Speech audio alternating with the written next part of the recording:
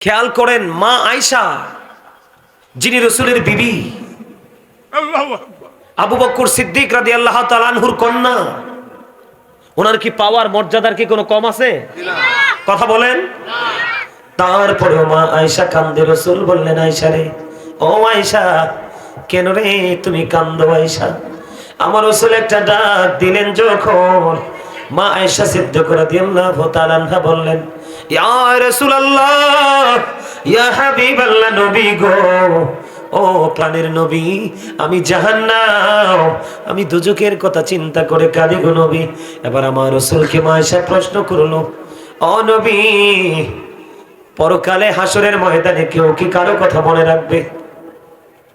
তার মানে পৃথিবীর বুকে মানুষ আত্মীয় স্বজনকে যেমনি মনে রাখে, ছেলে মেয়েকে যেমনি মনে রাখে, এমনি কি ওই পারে কেউ কাউকে মনে রাখবে? মা আয়েশাকে আমার রাসূল বললেন, আয়েশা রে, না না না না রে আয়েশা, আয়েশা, অত্যন্ত বিপজ্জনক তিনটা জায়গা আছে রে মানুষের জন্য। ইয়া রাসূলুল্লাহ, ইয়া হাবিবাল্লাহ, বিপজ্জনক জায়গাটা কি গো নবী? আমার নবী বললেন, ও বন্ধু, এই যে মিজানের পাল্লা, যেখানে নেক এবং বদ, পাপ এবং পুণ্য, ভালো এবং মন্দ দুইটাকে কি করা হবে? ওজন করা হবে, ঠিক কিনা বলেন? ওই যে বন্ধু মিজানের পাল্লা, ও বন্ধু, এটা অত্যন্ত ভয়ঙ্কর একটা জায়গা। ওইখানে যদি বন্ধুরা পাপের বোঝা যদি ভারী হয়ে যায় রে, উপায় নাই রে, উপায় নাই, ও বন্ধু, উপায় নাই। এই জন্য রাসূল বললেন, ওই যে মিজানের কিনারা, ওই মিজানের কিনারায় কেউ কারো কথা মনে রাখবে না, কারণ ওই জায়গাটা এত বিপজ্জনক। যদি বন্ধু নেকের পাল্লাটা হালকা হয়ে যায় রে, ও বন্ধু, তার কোনো উপায় নাই। আমার রাসূল আরো বলে দিলেন, আরেকটা জায়গা হলো যে জায়গার মধ্যে তোমার আমল নামা দেওয়া হবে। ও বন্ধু, আমল নামা যদি ডান হাতে পাও গো, তাহলে তোমার কোনো বিপদ নেই, তোমার কোনো বিপদ নেই। ও বন্ধু, তুমি সফল হয়ে গেলে। আর যদি তোমার আমল নামা যদি বাম হাতে দেওয়া হয় রে, ও বন্ধু, ঠিকানা তো দোজক ছাড়া, জাহান্নাম ছাড়ার কিছুই না।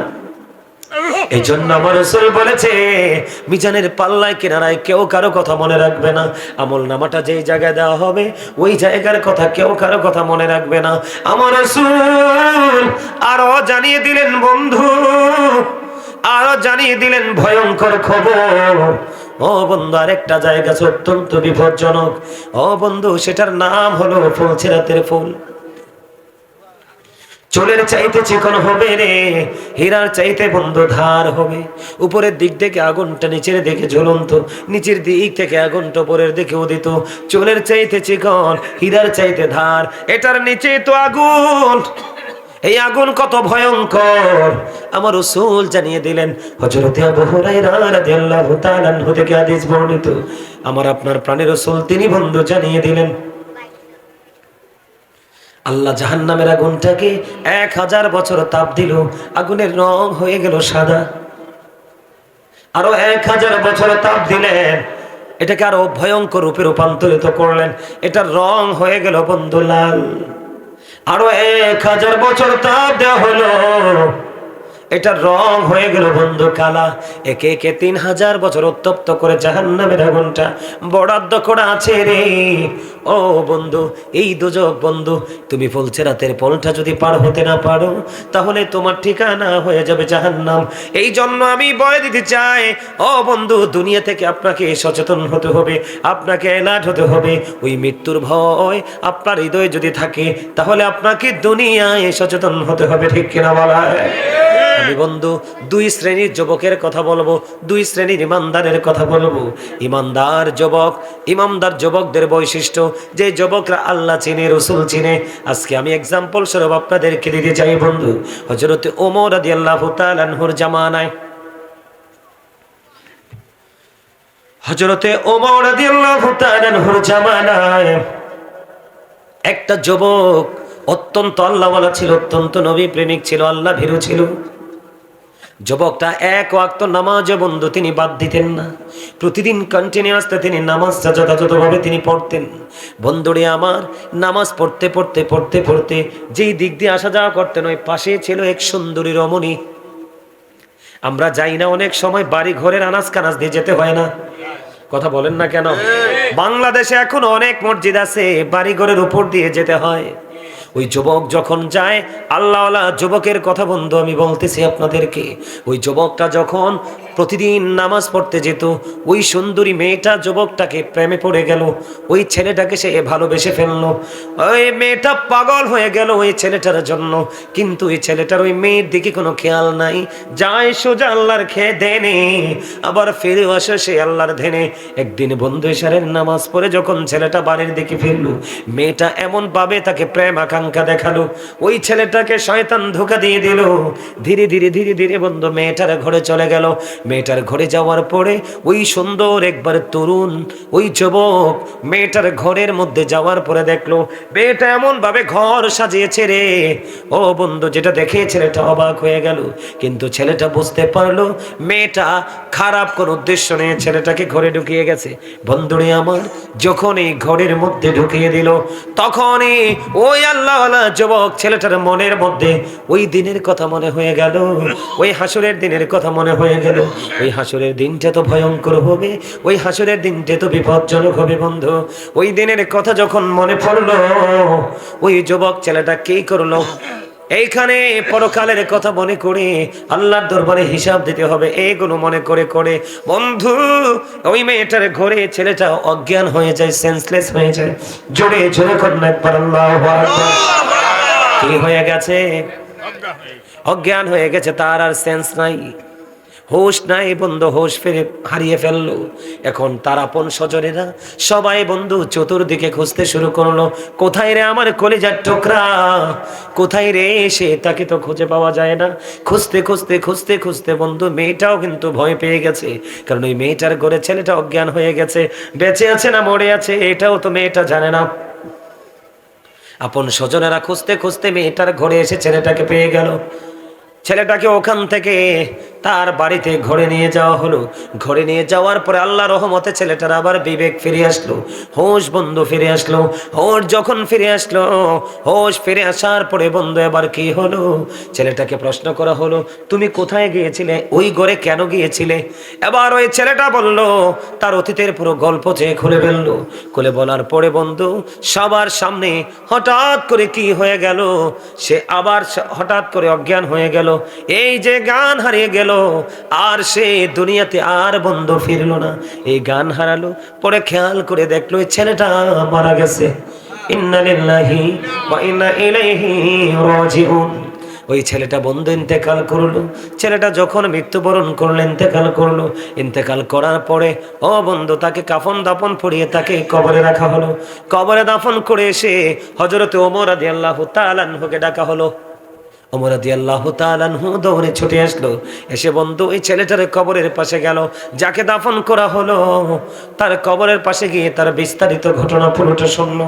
শোনার পরে হযরত ওমর একটা ডাক দিয়ে বলল, যে পাপ করতে গিয়ে কি করতে গিয়ে, যে পাপ করতে গিয়ে ফিরে আসে, কি করে? আল্লাহর কথা মনে করে, পরকালে হিসাব দিতে হবে, হিসাবের কথা মনে করে। কারণ আল্লাহ বলেছেন ইন্না বাতাশা রাব্বিকা লাশাদীদ, আল্লাহর ধরা খাওয়া শব্দ ধরা, আল্লাহর পাকড়াও বড় কঠিন। এরপরে বলেছেন ইন্নাল্লাহা সারিউল হিসাব, Allah is quick to take account, Allah হিসাব গ্রহণে অত্যন্ত তৎপর। বন্ধুরে ওই ছেলেটার মনের মধ্যে ভয় তৈরি হলো। আল্লাহ রাব্বুল আলামিন কোরআনে জানিয়ে দিয়েছে ইদাস সামাউন ফাতারাত ওয়া ইদাল কাওয়াকিবু ইনতাসারাত ওয়া ইদাল বিহারু ফুজিরাত ওয়া ইদাল কুবুর বুসিরাত আলিমাত নাফসুম মা কদ্দামাত ওয়া আখরাত। খেয়াল করেন কোরআন শরীফের 30 পারা সূরা ফিতর, আমার আল্লাহ বলেছেন ইদাস সামাউন ফাতারাত, আল্লাহ বলেছেন আকাশটা ভেঙে যাবে। কি হয়ে যাবে? মাথার উপর যে আকাশ আছে আকাশটা ভেঙে চূর্ণ বিচূর্ণ হয়ে যাবে, তারকাগুলো ঝরে ঝরে পড়বে, সমুদ্রটা বন্ধু সেদিন উদ্বেলিত হয়ে যাবে। আল্লাহ বলেছেন ওয়াইদাল কুবুর বুসিরাত, কবরটা সেদিন ওপেনিং করা হবে, অবন্ধ উন্মুক্ত করা হবে।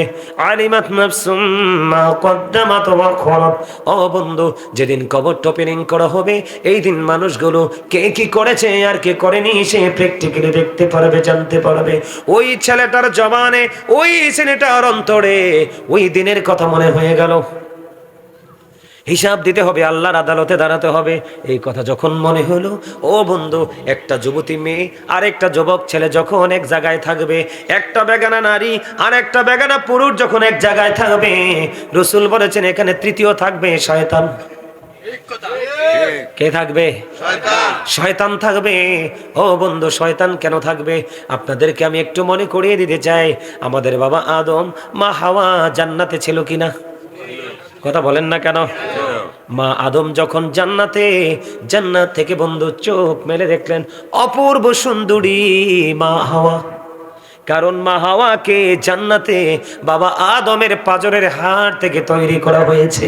সুবহানাল্লাহ। এবার কি করলেন আদম সফিউল্লাহ, তিনি যখন সেন্স আসলো, এবার চেয়ে দেখে অত্যন্ত অপূর্ব নূরানী চেহারার সুন্দরী হাওয়া। মা হাওয়ার দিকে প্রেমের নজরে তাকায়, মা হাওয়া বাবা আদমের দিকে প্রেমের নজরে তাকায়। আল্লাহ কয়ে না না না, তাদের বিয়ের ব্যবস্থা করতে হবে। জিবরিলকে পাঠিয়ে দিলেন, তাদের জন্য বিয়ের ব্যবস্থা হয়ে গেল, তাদের মোহরানা হলো। ও বন্ধু, বিয়ের মোহরানা হলো। আমার রাসূলের প্রেমে 10 বার দুরূদ, জোরে জোরে কন্যা সুবহানাল্লাহ। আদম এবং হাওয়া জান্নাতের মধ্যে বসবাস করতে থাকলো। খেয়াল করেন, আল্লাহ রাব্বুল আলামিন আদম হাওয়াকে বলে দিলেন, তোমরা জান্নাতে যাও, যেখান থেকে মন চায় সেখান থেকে খাও, কিন্তু গন্ধম খাইও না। শয়তানকে চিনাচ্ছি আপনাদেরকে, গন্ধম খেও না। ও বন্ধু, আদমের কিন্তু খেয়াল আছে, আল্লাহ যে বলেছে, আল্লাহ আবার এটাও বলেছে, আদম আমি তোমাদের জন্য, আমি তোমাদের প্রিয় বন্ধু হিসাবে ফেরেশতা নিয়োজিত করে দিলাম, তোমরা যদি পরামর্শ করতে হয় তাদের সাথে পরামর্শ করবে। সুবহানাল্লাহ বলেন না কেন? আরে জোরে বলেন না সুবহানাল্লাহ। এই জন্য আদম সফিউল্লাহ, আমরা আদম সন্তান হিসাবে আমাদেরকে তিনি উপদেশ দিয়ে গেছেন। কি দিয়ে গেছেন? আমাদেরকে তিনি উপদেশ দিয়ে গেছে রে, যে তোমরা দুনিয়ায় যদি কোনো কাজ করতে হয়, দুনিয়ায় যদি তোমরা কোনো কাজ করতে চাও, যা তাহলে যে তোমার সবচেয়ে প্রিয় তার সাথে তুমি পরামর্শ করে নাও। সুবহানাল্লাহ বলেন না? আদম ও সফিউল্লাহ আরো বলে গেছে, দুনিয়াতে কোনো কাজ করতে হলে বিবির কথা মতো করো না। বিবির কথা মতো কাজ করলে 100টার মধ্যে 99% কাজে তুমি লজ্জা পাবে। তবে বন্ধু, মায়ের কথা বাইরে যেও না। সুবহানাল্লাহ বলেন না কেন? আরো জোরে বলেন না। এবার কি হলো বন্ধু, খেয়াল করেন, আমি বোঝানোর জন্য বলে দিতে চাই আপনাদেরকে। এবার কি হয়ে গেল? এবার কি হয়ে গেল বন্ধু? আদম হাওয়া জান্নাতে ঢুকে গেছে, শয়তান কিন্তু এটা সহ্য করতে পারতেছে না। শয়তান এটা মেনে নিতে পারতেছে না, কারণ চিরসুখের জায়গা জান্নাত, এখানে একবার গেলে কেউ আর ফিরে আসতে চাইবে না। জোরে কন্যা সুবহানাল্লাহ। এবার কি করলেন শয়তান? কি করলেন বন্ধু? গন্ধম গাছের নিচে চলে গেলেন। এদিকে তাকান, ফেরেশতা কিন্তু আছে। শয়তান ওই যে গন্ধম গাছের নিচে যাবে, এটার জন্য বন্ধু সাপ কি এবং ময়ূর, ওই দুটার সহযোগিতা নিয়ে ও বন্ধু শয়তান ঢুকে গেল জান্নাতে। বন্ধুরে আমার, আমার দিকে তাকান। এবার কি করলেন? গন্ধম গাছের নিচে গিয়ে শয়তান কান্নাকাটি শুরু করলেন। উচ্চ আওয়াজে কান্না শুরু করলো। মহিলাদের মন কিন্তু একটু নরম হয়, কথা বলে না কেন? এবার যখন বন্ধু কান্না শুরু করলো, মা হাওয়া দৌড়ে চলে গেল গন্ধম গাছের নিচে। যাওয়ার পরে এবার কান্না শুরু করলো। এবার প্রশ্ন করলো, আপনি কেন গো কাঁদেন? খেয়াল করেন, কৌশলটা দেখেন, আপনি কেন গো কাঁদেন? এবার মা হাওয়া যখন প্রশ্ন করলো, শয়তান বলল, আমি তোমাদের জন্য কাঁদি। কয় কেন কেন? কয় তোমরা তো এত আরামের জায়গা থেকে বের হয়ে যেতে হবে। তাহলে এটা কেমনে হইল? কয় হ, এখান থেকে তোমরা বের হয়ে যেতে হবে, তবে একটা কাজ করলে বের হতে হবে না। ওই কাজটা কি? কয় ওই কাজটা হলো, আমি যে ফল পারলাম, অত্যন্ত সুস্বাদু ফল, এই ফলটা যদি খাও চিরতর এখানে তুমি থাকতে পারবা। জোরে জোরে কন্যা নাউজুবিল্লাহ। এবার মা হাওয়া বিশ্বাস করলেন। মা হাওয়া বিশ্বাস করে বন্ধু এবার গন্ধমটা হাতে নিয়ে তিনি খেতে চাইলেন। শয়তানকে তো মা হাওয়ার সামনে চিবিয়ে চিবিয়ে খেতে চাইলেন। এবার দেখেন শয়তান কত বড় শয়তান। এবার মা হাওয়াকে ডেকে ডেকে বলে, তুমি খাইলে লাভ হবে কি? তোমার সঙ্গী যদি না থাকে, তুমি একা খেও না, একা খেও না, তুমি আর তোমার স্বামী দুজন মিলে খেও। বন্ধু এবার মা হাওয়া বিশ্বাস করলে চলে গেলেন রে। বাবা আদম ছিলেন তন্দ্রাচ্ছন্ন। বাবা আদম যখন তন্দ্রাচ্ছন্ন ছিলেন, মা হাওয়া ঠিক সেই সুযোগে গন্ধম খাওয়াই দিলেন। গন্ধমটা আদমের এই পর্যন্ত যখন আসলো, আদম বন্ধু কি করলো? গলাটা চেপে ধরলো। দেখেন পুরুষের এখানে একটা কণ্ঠনালী আছে না নাই? এটা কিন্তু অনেক সুন্দর লাগে পুরুষকে, ঠিক কিনা বলে? যখন কারোরটা একটু বের হয়ে থাকে, এটা কিন্তু দেখতে একটু বেশি সুন্দর দেখায়, ঠিক কিনা বলে? এটা এই কারণে তৈরি হয়েছে। যখন গন্ধম ঢুকে গেল, আদম বন্ধু চেপ দিয়ে ধরে ফেললো। জোরে জোরে কন্যা একবার আল্লাহু আকবার, আর জোরে বলেন আল্লাহু আকবার। বন্ধু আমি আপনাদেরকে বলে দিতে চাই গো, আদম যখন গন্ধম খেয়ে ফেললো, মা হাওয়া যখন গন্ধম খেয়ে ফেললো, আদম ডাক দিয়া বলল, হাওয়া রে তুমি কি করলে? আমার তো মনে হয় আমরা ভুল করে ফেলেছি রে হাওয়া, কি করেছো? এবার বন্ধু আদম এবং হাওয়া জান্নাতে যখন গন্ধম খেয়ে ফেললো, আল্লাহ রাব্বুল আলামিন তাদের প্রতি রাগান্বিত হয়ে গেল, অসন্তুষ্ট হয়ে গেল। আল্লাহ বললেন কুলনাহবিতু মিনহা জামিআ, আল্লাহ বললেন you get down all from here, তোমরা জান্নাত থেকে বের হয়ে যাও। জোরে জোরে কন্যা নাউজুবিল্লাহ। বন্ধু কত প্রেমের জায়গা, কত সুখের জায়গা জান্নাত। যখন আদম হাওয়া জান্নাত থেকে বের হয়, তাদের গা থেকে এই জান্নাতি পোশাকগুলো আল্লাহ কুদরতি পোশাক খুলে নিলেন। নাউজুবিল্লাহ বলেন না? দুনিয়াতে এসে তারা কত কষ্ট পাইল রে। আমি আপনাদেরকে বলি, অত প্রেমময় সুন্দর সাজানো গোছানো আনন্দের জায়গা থেকে বের হয়ে গেল শুধুমাত্র শয়তানের প্ররোচনায় পড়ে। কথা বলেন না? ঠিক তেমনি ভাবে বন্ধু রে, তোমার আমার জীবনটাও তেমন। ওই যে যুবককে শয়তান ধোঁকা দিল, কি দিল? শয়তান ধোঁকা দিল বন্ধু। ধোঁকা দেওয়ার পরে শয়তান নারীর ঘরে চলে গেল, কিন্তু সে এতটাই ইমানদার ছিল, এতটাই মজবুত ছিল, সে ওখানে যাওয়ার পরে বুঝতেছে যে নোংরা কাজের জন্য ডেকেছে। নাউজুবিল্লাহ বলেন না? আর জোরে বলেন না? ছেলেটা আল্লাহর কথা মনে করলো, আল্লাহর কাছে হিসাব দিতে হবে, কোন মুখ নিয়ে আল্লাহর কাছে দাঁড়াবো। দুনিয়ার সবাইকে ফাঁকি দিল, মৃত্যুকে ফাঁকি দেওয়া যাবে না। ও বন্ধু কবর থেকে বাঁচা যাবে না, আমার কি হবে রে উপায়? ওই ছেলেটা মৃত্যুবরণ করলো, তাকে বন্ধু দাফন করা হলো। হযরত ওমর যখন তার কবরের কাছে চলে আসলো, ওমরের কাছে বিস্তারিত সব কিছু খুলে বলা হলো। এবার হযরত ওমর এই বিস্তারিত গল্প শোনার পরে, বিস্তারিত ইতিহাস শোনার পরে এবার একটা ডাক দিয়ে বলল, যেই যুবক, যেই ইমানদার কোন অন্যায় কাজ করতে গিয়ে, নোংরা কাজ করতে গিয়ে, নোংরা কাজের কাজ থেকে সে ফিরে আসে, আমার ইন্তেকাল করার পরে তার কবরের মধ্যে 2টা জান্নাতের সুখ দিয়ে দেয়। আমি আপনাদেরকে ওয়াজটা যে মজার এটাই বুঝাতে পারলাম না, এটা মনে হয় আমার ব্যর্থতা। না হুজুর, আপনার আমাদের আমাদের লোকজন নাই, কথা বলার কোনো সুযোগ নাই। বিশ্বাস করেন, আমি যদি কুমিল্লাতে মিলাদ পড়ি না, আপনাদের এখান থেকে অনেক মানুষ বেশি হয়। আমি গাজী সুলাইমান এমন একজন মানুষ, মানুষকে সময় দিতে পারে না, প্রতিদিন মানুষের বিরক্ত। ওই যে আমাকে দাওয়াত দিছে রুবেল, না দাওয়াত যে দিছে ইকবাল ভাইকে প্রশ্ন করবেন, উনি আমাদের টমসম ব্রিজে উনি ব্যবসা করে। কি পরিমাণ ফোন। আর একটা ছেলে আছে, ওই যে ছেলেটা, তোমার নামটা কি না? আল আমিন। এই এক ছেলে কত যে বিরক্ত আমারে করছে। তো পরে চিন্তা করলাম, তারা এত মানে সম্মান করতেছে, ভালোবাসতেছে, রেসপেক্ট করতেছে, এখন আমি যদি না যাই, আল্লাহর কাছে যদি তারা নালিশ দেয়, আর বাইসেন্স আল্লাহ যদি আমাকে প্রশ্ন করে, কি জবাব দিব? সেই ভয়, সেই চিন্তা থেকে এখানে আসা। আপনি বুঝতে পারছেন? বুঝতে পারছেন যুবকটা কোথায় গেল? আচ্ছা আপনি বলেন, একটা উপযুক্ত ছেলে, উপযুক্ত মেয়ে, দুজন যদি কাছাকাছি হয়, অবস্থাটা কেমন হওয়ার কথা? কথা বলে না কেন? খারাপ না?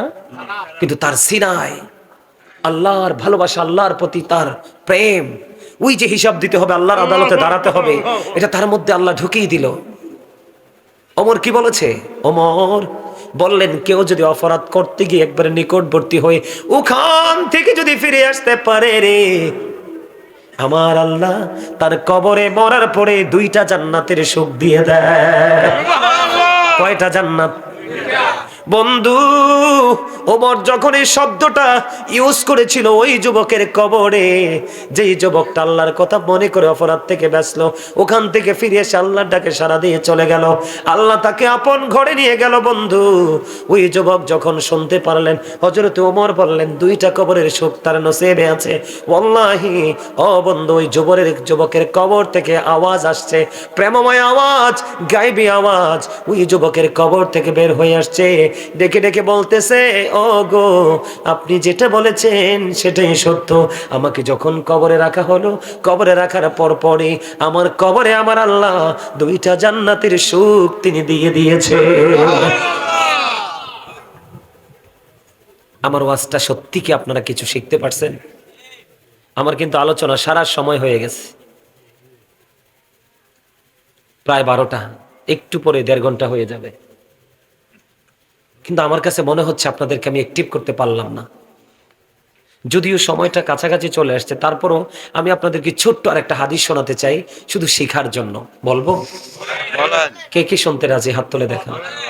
নারে তাকবীর, আল্লাহু আকবার, নারে রিসালাত, ইয়া রাসূলুল্লাহ, নারে গাউসিয়া, ইয়া কাউসার চন্দ্রস্তকি, আহলে সুন্নাত ওয়াল জামাত জিন্দাবাদ জিন্দাবাদ। ওমা, কালাগাজী সরকার বাড়ির পক্ষ থেকে লাল গোলাপ শুভেচ্ছা, এটা কোন লাগে না? আপনারা একটু একটু একটু হাসানোর জন্য এই লাইনটা বলছি, কিন্তু আপনারা এই কথাটা একটু মজা করে নিতে পারেন নাই। আমি বলি, খাবারে লবণ না দিলে যেমনি খাবার মজা হয় না, ঠিক তেমনি আপনি যতক্ষণ না পর্যন্ত প্রেমিক হতে না পারবেন ততক্ষণ আল্লাহ আল্লাহ রসুলের গোলামি আপনার কাছে মজা লাগবে না। আর যতক্ষণ আপনি প্রেমে পড়তে না পারবেন ততক্ষণ মজা লাগবে না। আর মজা যতক্ষণ না পাবেন ততক্ষণ আপনাকে পৃথিবীর কেউ আপনাকে আল্লাহ আল্লাহ রসুলের দিকে ধাবিত করতে পারবে না। আমল করার আগে একটু প্রেম করতে হবে। কার সাথে? আল্লাহ এবং আল্লাহ রসুল। আগে প্রেম রসুলের সাথে করতে হবে। কার সাথে? কারণ আমি বলছি না, আল্লাহ বলেছেন, সে বলুন, ইফ ইউ টু লাভ আল্লাহ, যদি তোমরা আল্লাহকে ভালোবেসে থাকো, ফলো মি মুহাম্মদ সাল্লাল্লাহু আলাইহি ওয়াসাল্লাম, মুহাম্মদ সাল্লাল্লাহু আলাইহি সাল্লামের অনুগত হয়ে যাও, আল্লাহ উইল লাভ ইউ, আল্লাহ তোমাদেরকে ভালোবাসবে, এন্ড ফরগিভ ইউর সিনস, আল্লাহ তোমাদের সমস্ত জীবনের গুনাহ মাফ করে দিবে।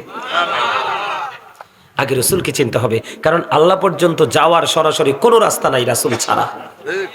আপনি আপনার বাজারে যাওয়ার কোনো সিস্টেম নাই রাস্তা যতক্ষণ পর্যন্ত না চিনবেন। রাস্তা চেনার পরে দ্বিতীয়ত কাজ হলো আপনাকে বাহন তৈরি করতে হবে। ঠিক প্রক্রিয়াটা এরকমই। আল্লাহর কাছে যেতে হলে রসুল লাগবে, রসুলের কাছে যেতে হলে রসুল ওয়ালা, যোগ্য, দক্ষ, টেকসই আলেম লাগবে। আপনি যদি জীবনে 1 কোটি বন্ধু আপনি বানান না, কোনো সমস্যা নাই। এসপি, ডিসি, এমপি, মন্ত্রী, কোনো দেশের প্রাইম মিনিস্টার আপনি প্রেম করেন, কোনো সমস্যা নাই, কিন্তু আপনার জীবনে একজন হক্কানি আলেমের সাথে প্রেম করবেন। আল্লাহ বলেছেন, join with my dear people, come to my paradise. Allah বলেছেন, join with my dear people, আমার প্রিয় লোকেদের সাথে যুক্ত হও, কাম টু মাই প্যারাডাইস, আমার জান্নাতে চলে আসো। সুবহানাল্লাহ, সুবহানাল্লাহ। সাধারণ মানুষ হক্কানি আলেমদের সাথে, হক্কানি আল্লাহর ওলিদের সাথে প্রেম করা তাদের নাজাতের, জান্নাতের দলিল। এটা আমি বলেছি ইংলিশে, আল্লাহ বলেছেন, ফাদখুলি ফি ইবাদি ওয়াদখুলি জান্নাতি। অস্বীকার করার কোনো সুযোগ নেই। কি বুঝতে পারছেন? যদিও আমার সময় শেষ, তারপর আমি আপনাদেরকে ছোট্ট একটা হাদিস শরীফ শোনাবো শিখার জন্য। কিসের জন্য? ওই হাদিস শরীফটা যদি বুদ্ধিমান হন, যদি ইন্টেলিজেন্ট হন, যদি ভেরি ক্লেভার হন, ভেরি এক্সপেরিয়েন্স ম্যান হতে পারেন, তাহলে আপনার জন্য গুরুত্বপূর্ণ একটা মেসেজ ওই হাদিসটা থেকে আপনি পেয়ে যাবেন। বন্ধুরে আমার, 3 জন লোক সফরে বের হলো। হাদিস শরীফের মধ্যে এসেছে কয়জন? 3 জন লোক বন্ধু সফরে বের হলো। 3 জন লোক যখন সফরে বের হয়ে গেল, সফরে বের হওয়ার করে তারা সফর করতে করতে করতে করতে বন্ধু তারা কি করলেন, একটা গুহার মধ্যে ঢুকে গেলেন। গুহার মধ্যে যখন ঢুকে গেল, খেয়াল করেন বন্ধু, গুহার মধ্যে ঢুকলো, তার মানে অনেক ভ্রমণ করেছি, ক্লান্ত হয়ে গেছি। কি কথা বলেন না কেন? উপর আসেন, উপর আসেন। আমার একজন মহব্বতের মানুষ পাইছে, আমারে খুব আদর করে। আমি কিন্তু ওনার মসজিদে নামাজ পড়াইছি, জুমার নামাজ। মারহাবা বলেন। ওনার কাছ থেকে অনেক সম্মান এবং মহব্বত পাইছি।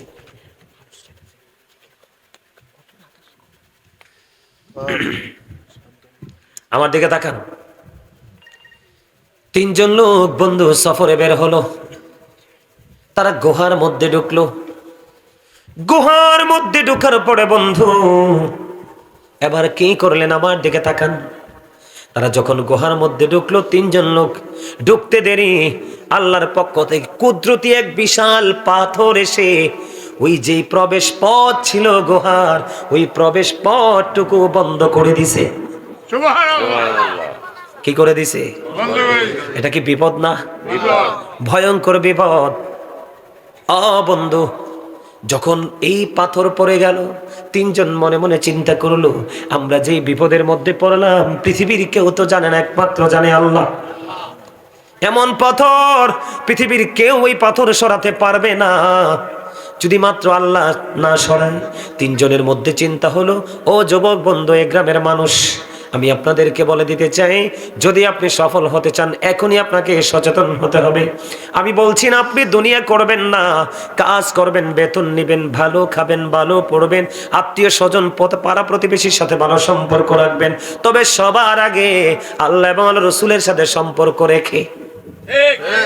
ঠিক না ঠিক? এবার তিনজন তারা বলে যে আমরা যে বিপদে পড়লাম কেউ তো জানে না। তিনজনের মধ্যে একটা পরামর্শ হলো।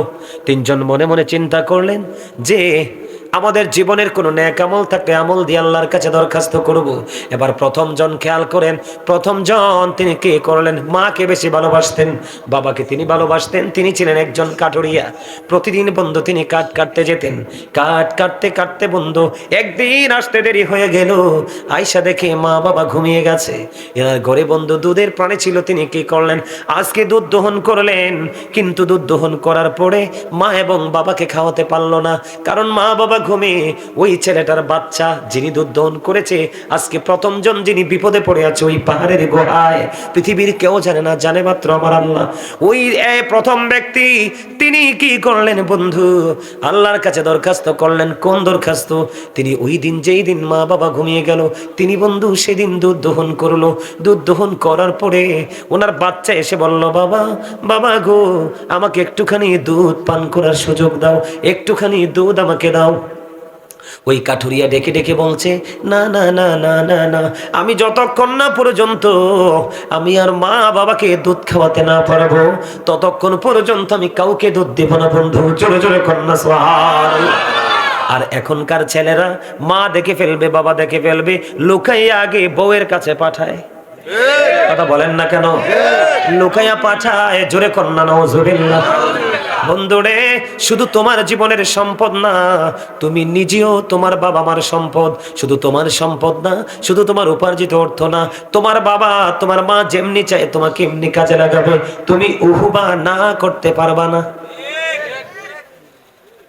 এবার কি করলেন? তিনি কি করলেন না? বাচ্চাকে দুধ দিলেন না। তিনি কি করলেন? দুধের পাত্র হাতে নিয়ে মায়ের দরজায়। ফজরের আজান হলো, মার ঘুম ভাঙলো, সবার আগে মাকে দুধ খাওয়ালো।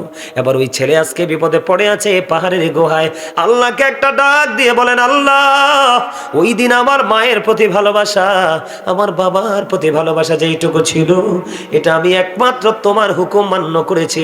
তুমি না বলেছো মা বাবার সাথে ভালো আচরণ করতে, মা বাবাকে সর্বোচ্চ মর্যাদা দিতে? এই জন্য তোমাকে খুশি করার জন্য ওই দিন ব্যবহার করেছিলাম সুন্দর মা বাবার সাথে। ওই দিনের আমল যদি তোমার কবুল হয় গো, আমাদেরকে এই বিপদ থেকে তুমি বাঁচিয়ে নাও। ও বন্ধু, এই দোয়া করতে দেরি রে। দোয়া শেষ হলো, এবার চাইয়া দেখলো আল্লাহর কুদরতে পাথরখানি একটু সরে গেছে। কিন্তু হাদিস শরীফের মধ্যে এসছে বের হওয়ার ব্যবস্থা হলো না। এবার বন্ধু দ্বিতীয় জন, তিনি ছিলেন কি? ও বন্ধু, আরেকটা যুবক, তিনি তার একজন চাচাতো বোনকে ভালোবাসতো। ওই মেয়েটাকে অনেক চেষ্টা করেছে সে কাছে পাওয়ার জন্য, তার যৌন চাহিদা মেটানোর জন্য, কিন্তু কোনোভাবে মেয়েটাকে সে কাছে পেল না। এক সময় দুর্ভিক্ষ দেখা দিল। ও বন্ধু, দুর্ভিক্ষ কি জিনিস তো বুঝেনি। দুর্ভিক্ষ যখন দেখা দিল, ওই মেয়েটাকে, যেই ছেলেটা আজকে 2 নাম্বার ছেলে, আল্লাহর কাছে দরখাস্ত দিতে রাজি হলো, বন্ধু ওই ছেলেটা 2 নাম্বারের ব্যক্তি, ওই মেয়েটাকে 200 দিরহাম দিলেন। 200 দিরহাম দেওয়ার পরে 200 দিরহাম দিলেন, দেওয়ার পরে মেয়েটার কাছাকাছি চলে গেলেন। কারণ মেয়েটার বাবা মা আজকে কাছে নাই। ওই সুযোগে তাকে 200 দিরহাম দিয়ে মেয়েটার কাছাকাছি চলে গেল। হাদিস শরীফের মধ্যে এসেছে ওই ছেলেটা মেয়েটার একবারে উরুর কাছাকাছি চলে গেছে।